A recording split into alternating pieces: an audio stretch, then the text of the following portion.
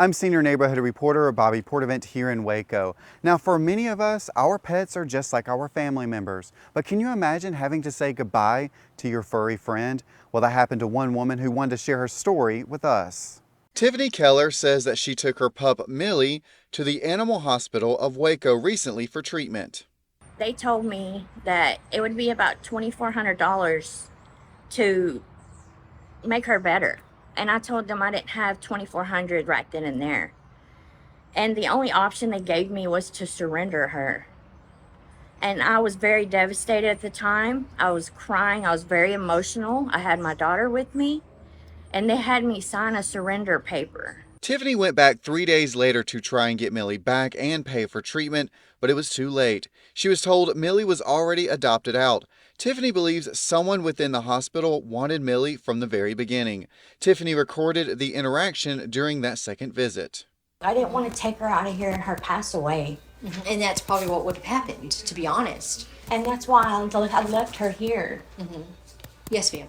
But from my understanding, your options that you had were, you declined the services, but then option 2 was to euthanize her.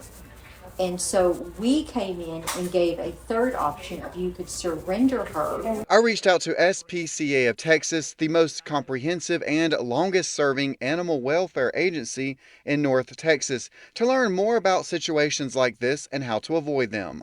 First, you can surrender your pet to anyone, but only an animal control agency or law enforcement agency can enforce a surrender. Second, there are resources to help you so you don't have to surrender your pet. They recommend starting with your local animal shelter or even reaching out to Dallas Pets Alive, which can help point Central Texas pet owners in the right direction. But at this point, Tiffany just wants Millie back. It does unfortunately end up having to be a civil issue where you might have to take them to court. I just hope this doesn't happen to anyone else. And I hope, justice is served, because I feel like I've been robbed.